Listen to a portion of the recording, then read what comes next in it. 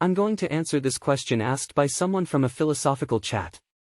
And it was more like some couple of accusations than the question itself. So this guy quoted me and wrote it that, Stirner's philosophy neglects the importance of social context in shaping individuals' identities and desires. He also neglects the importance of mutual aid and the fundamental reality of humanity that we are social beings who rely on cooperation and interdependence for our individual well-being. It is foolish to emphasize the importance of individual autonomy and self-fulfillment without recognizing the long-term effects of this way of thinking. And my response to this is that I would like to say that again, you should read Stirner directly. Your comment is still an evidence that you didn't even read him and relying on secondary sources, or you didn't get him. He doesn't reject cooperation and interdepence. He himself says that, we have one important relation with each other and it is the relationship of use. I'm useful for you and you're useful for me. I consume you in subject of fulfilling my hunger of egoism. And in the same sense you can consume and eat me as well.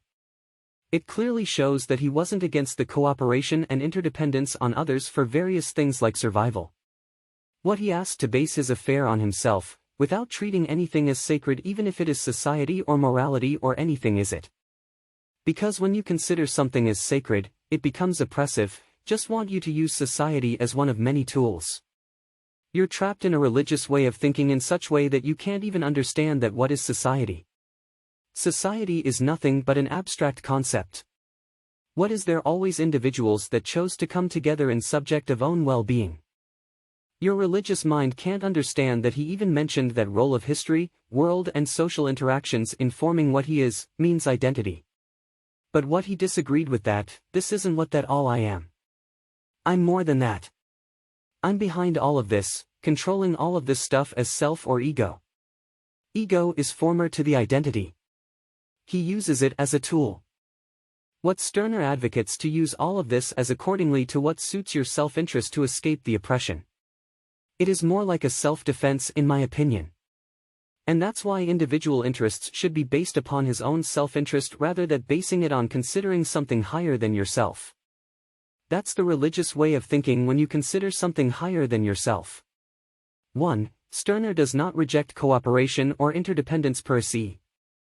He sees individuals as necessarily relying on each other, and embracing mutual usefulness to egoistic ends.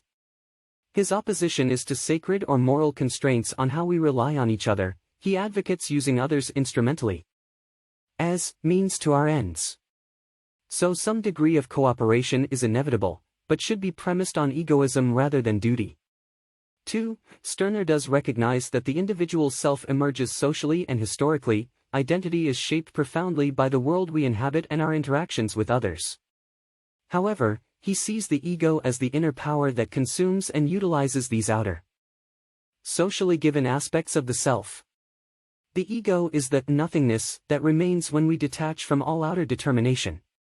But it needs the outside world to feed on. 3. For Stirner, all things we consider sacred, society, morality, humanity, should be desacralized and seen as tools for the egoist's enjoyment rather than as something we are inherently obligated to serve. We should use them rather than accept being used by them. But some degree of instrumentality requires cooperation and mutual benefit. 4. Society and community provide the context for individual flourishing but should not be seen as the greater whole that determines individual interests.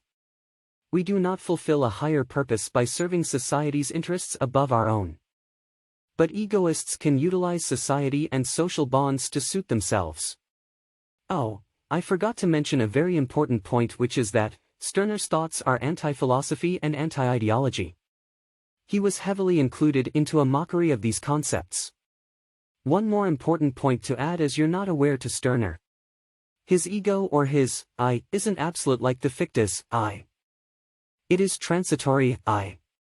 An ego is not what you have as fixed definition. Ego is radical self-awareness and self-ownership. It is uniqueness. Ego is always in flux.